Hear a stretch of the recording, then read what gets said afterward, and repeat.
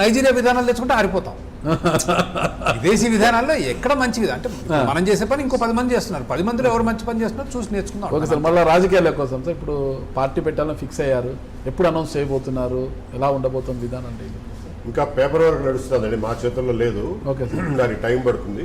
Okay sir, ఈ పాటికి అయిపోవాలి. అసలు మామూలుగా అయితే యాజ్ ఇట్ ఈజ్ డిలే చేస్తారు, ఇంకో 2-3 నెలలు పట్టచ్చు. అదొక చిన్న ప్రశ్న సార్. ఇప్పుడు మీరు అన్నారు ఫస్ట్ టీడీపీ వాళ్ళకి నేను ఆఫర్ ఇచ్చాను, ఒక విషయం చెప్తే కాదు నో అన్నారు, రెండో ఆప్షన్ కూడా చెప్తే నో అన్నారు. మీరు టీడీపీతో ఇక డిఫర్ అయ్యే బయటకు వచ్చి మీరు సొంతంగా పార్టీ పెడుతున్నారని నేను అనుకుంటున్నాను సార్. ఓకే, టీడీపీతో డిఫర్ అయ్యేది లేదు అందులో. నేను రాజకీయ వ్యక్తిని, నన్ను రాజకీయాలు చేయనిస్తే టీడీపీలో ఉండి చేసేవాడిని. అక్కడ అవకాశం మీ ఆలోచనలతో ఏకీభవించకుండా నో అన్నారు కాబట్టి బయటకు వచ్చేసి మీరు పార్టీ పెట్టాలనుకున్నారు. ఆలోచనలు కూడా అసలు నీ ఆలోచనలు ఏంటని అడిగినోడే ఎవరు లేడు. ఓకే, నో అన్నారు అంతే.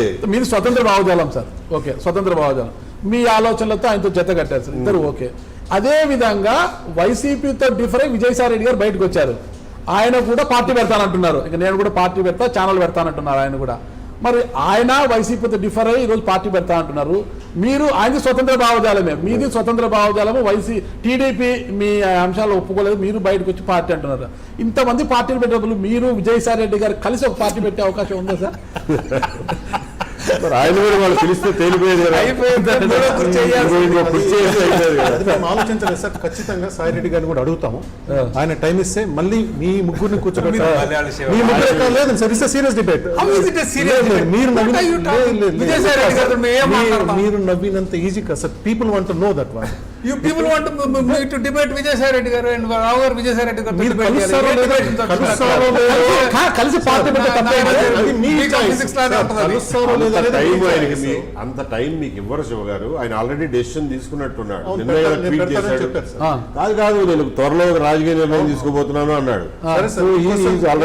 కొంచెం స్లైట్ గా నేను వేరాడు. ఓకే, ఈ రోజు అధికార కూటమిలో ఉన్న వాళ్ళు కొంతమంది మీకు ఆత్మీయులు సన్నిహితులు, మిమ్మల్ని వ్యక్తిగతంగా కూడా అభిమానించే వాళ్ళు కొంతమంది ఆత్మీయులు సన్నిహితులే.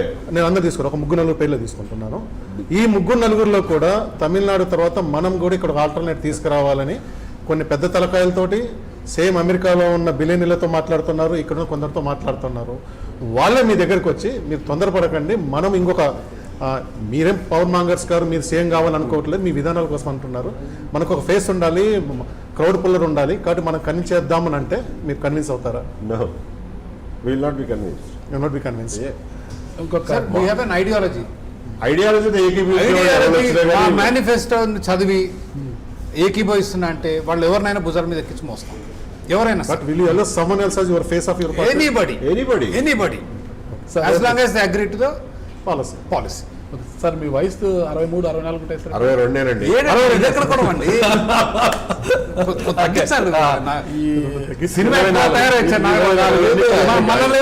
చాలా చులకడగా ఉంది.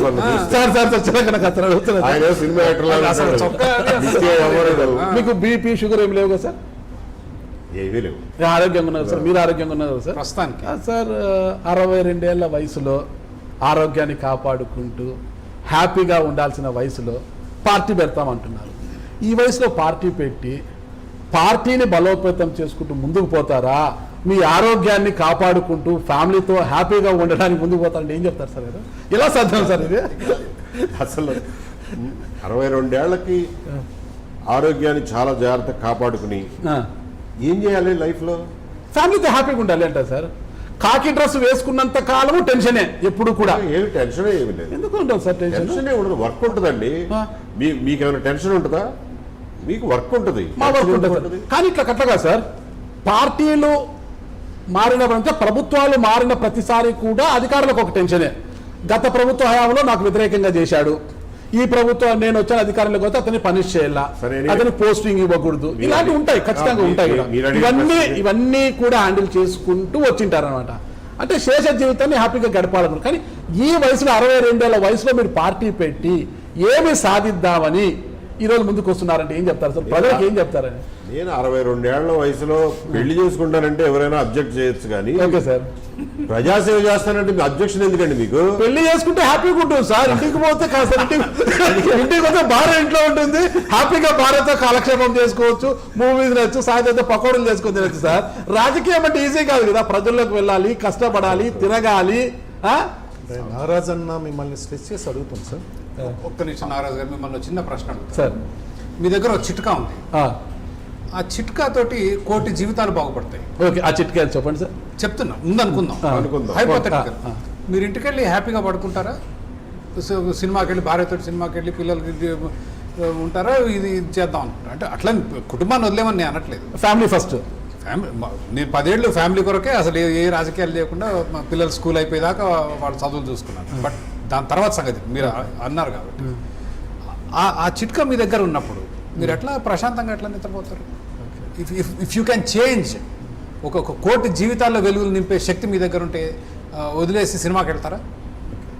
సార్ ఈ దీనికన్నా ముందు నేను అడిగిన ప్రశ్నకు నాకు సరైన క్లారిటీ రాలేదు. మీరు నవ్వారు, అది నవ్వుకునే అంశం కాదు. చెప్పండి. ఎందుకు విజయసాయి రెడ్డి గారితో కలిపి మీరు పార్టీ పెడితే ఉంటుందంటే నవ్వారన్నమాట. ఏంటది, ఎందుకు అంత నవ్వు వస్తుంది? విజయసాయి రెడ్డి మీతో కలిసి పార్టీ పెట్టే స్థాయి కాదనా, లేదంటే మీరు ఆయనతో పార్టీ పెట్టే స్థాయి మీకు లేదనా? ఎందుకు నవ్వారు అసలు? కాదండి, మావి సిద్ధాంతం మీద ఆధారపడిన రాజకీయాలు. ఆయనకు సిద్ధాంతం లేవా? ఆయన రాద్ధాంతం మీద ఆధారపడి రాజకీయం చేసే మనిషి. CBI మాకు ఏం కలుస్తుందని అడుగుతున్నారు? సిబిఐ ఛార్జ్ షీట్లు సంపూర్ణంగా చదివాం. A1 A2 ఏం చేస్తారో మంచి అవగాహన ఉంది. ఓకే, సో రాజకీయాలు కూడా అట్లాగే ఉంటాయి, రాద్ధాంతపు రాజకీయాలే తప్ప ఆయన ఏం రాజకీయాలు అంతా సిద్ధాంతం సచ్చిల్లురే ఉంటారా సార్? రాజకీయాలు అంతా సచ్చిల్లురే ఉన్నారా?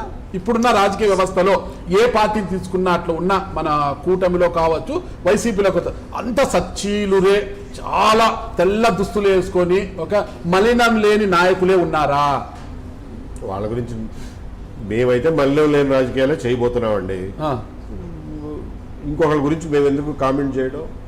సో మేమైతే స్వచ్ఛమైన రాజకీయాలు చేయడానికే వచ్చాం. అంటే స్వచ్ఛమైన రాజకీయాలు అంటే ఎలా ఉంటాయి సార్? నేతి బీరకాయలో నేతి అంతేనా, మైసూరు బోండాలో మైసూరు లాగనా, ఎట్లా ఉంటాయి సార్ చెప్పండి సార్? నెయ్యిలో నెయ్యి ఉన్నట్లు ఉంటాయి. నెయ్యిలో నెయ్యి ఉన్నట్టు, నెయ్యిలో నెయ్యి ఉంటుంది సార్. మరి అదే చెప్పేది. నేతి బీరకాయలో నేతి ఎంత ఉంటుందో మైసూరు బోండాలో మైసూరు ఉంటుంది. అట్లా స్వచ్ఛమైన రాజకీయాలని మీరే కాదు సార్ కొత్తగా చెప్పి, ప్రతి ఒక్కరు కూడా అదే మాట వల్ల వేస్తుంటారన్నమాట. అంటే స్వచ్ఛమైన రాజకీయాలు అంటే ఎలా ఉంటాయి? ఇప్పుడు మలినం అయిపోయా, స్వచ్ఛత ఎలా తీసుకొస్తారంటే ఏం చెప్తారు మీరిద్దరు? ఆలోచనలో స్వచ్ఛత ఉండాలి, సిద్ధాంతంలో స్వచ్ఛత ఉండాలి, చిత్తశుద్ధిలో స్వచ్ఛత ఉండాలి, ప్రాపంచిక దృక్పథంలో స్వచ్ఛత ఉండాలి, భవిష్యత్ ప్రణాళికల మీద స్వచ్ఛత ఉండాలి. స్వలాభం కోసం చేసేవి రాజకీయాలు కాదు, సమాజం కోసం చేసేవి రాజకీయాలు అనుకోవాలి. అటువంటివి స్వచ్ఛమైన రాజకీయాలు. స్వచ్ఛమైన రాజకీయాలు, స్వచ్ఛమైన మనసు మీకుంది, స్వచ్ఛమైన రాజకీయాలు చేస్తాం అనుకుంటారు. స్వచ్ఛమైన మనసే కదా సార్ మీది? అవును. మీరు నాకు గత ఇంటర్వ్యూ ఇచ్చినప్పుడు మీ సర్వీస్లో ₹1 కూడా నేను లంచం తీసుకోలేదు, నేను కరప్షన్ చేయలేదు, గుండె మీద చేసుకొని చెప్పారు సార్. చెప్పారు. అదే స్థాయిలో మళ్ళీ నాకు ఇప్పుడు ఇంకొక ప్రామిస్ అంటే 2019 ఎన్నికలకు ముందు మీరు ఇంటెలిజెన్స్ డీజీగా ఉన్నారు. హిందూపురం పార్లమెంట్ అభ్యర్థిగా బరిలోకి దిగి గెలిచారు. గోరంట్ల మాధవ్ మీ దగ్గర సీఏగా పనిచేశారు. గోరంట్ల మాధవ్ అనే వ్యక్తి, అంటే మీరు పోలీసుల అభివృద్ధి కోసమో పోలీసుల సంక్షేమం కోసమో పాటుపడేవారు మీరు కాబట్టి చెప్తున్నాను. మరి గోరంట్ల మాధవ్ రోజు రిజైన్ చేస్తే ఇక నామినేషన్ వేయాల్సి వచ్చింది. రిజైన్ చేస్తే అతని రాజీనామాను ఆమోదించకుండా చివరి నిమిషం వరకు ఎందుకు పెండింగ్ పెట్టాల్సి వచ్చిందంటే ఏం చెప్తారు సార్? డిఐజీ అనంతపూర్ దగ్గర పెండింగ్ ఉండింది. అది ఈయన హైకోర్టులో కేసు వేసాడు. హైకోర్టులో కేసు వేసిన తర్వాత అప్పుడు మా దృష్టికి వచ్చింది, లేకపోతే అప్పుడు దాకా మా దృష్టికి కూడా రాలా. ఓకే, రాకపోతే హైకోర్టులో కేసు వేస్తే ఎందుకు పెండింగ్ పెట్టారా అంటే ఒక డిసిప్లినరీ కేసు పెండింగ్ ఉంది సార్ అన్నాడు. డిసిప్లినరీ కేసు ఉంటే మీరు ఆపగలరా రెసిగ్నేషన్ యాక్సెప్ట్ చేయకుండా? రూల్ ఏమైనా ఉందా అని అడిగారు. అడిగితే రూల్ అయితే అట్లా లేదు సార్, క్రిమినల్ కేసులు పెండింగ్ ఉంటే రెసిగ్నేషన్ ఆపొచ్చు అని ఉంది, కానీ డిసిప్లినరీ కేసు ఉంటే ఆపలేకపోవచ్చు అన్నారు. సరే, ఆపలేకపోతే హైకోర్టు చెప్పినట్టుగా చేయండి, రెసిగ్నేషన్ యాక్సెప్ట్ చేసేయండి అన్నాం. That is how it happened. అదే గుండె మీద చేసుకుని ఆ రోజు వెనక ఉండి ఏబి వెంకటేశ్వర గారు ఏం మంత్రాంగం చేయలేదంటారా? ఇదే మంత్రాంగం అండి. అసలు దాని రూల్ పొజిషన్ ఏంటో పెండింగ్ పెట్టండి, రాజీనామా ఆమోదించకుండా పెండింగ్ పెట్టండి, ఫైల్ పెండింగ్ పెట్టండి అని ఆ రోజు మీరు ఎలాంటి మంత్రాంగం చేయలేదంటారా? నాకు గుర్తున్నది నేను చెప్తున్నా, మీకు తెలిసింది ఏమన్నా ఉంటే చెప్పండి. సార్ మీరే గజనీ కాదు సార్ మర్చిపోవడానికి, ఆయుర ఆరోగ్యాలతో చాలా చక్కగా ఉన్నారు సార్. ఎందుకు మీరు. ఎందుకు మర్చిపోతారు సార్? నాకు గుర్తున్నది నాకు అంటున్నారు. ఇవన్నీ గుర్తున్నవి కాబట్టి చెప్తున్నానండి. సార్. ఎందుకు పెండింగ్ పెట్టారా అంటే ఆయన మీద డిసిప్లినరీ కేసు పెండింగ్ ఉంది సార్ అన్నారు. Okay sir. Disciplinary case pending ఉంటే నువ్వు ఆపడానికి వీలుందా, రెసిగ్నేషన్ చేయకుండా ఆపే రూల్ ఉందా అని అడిగాం.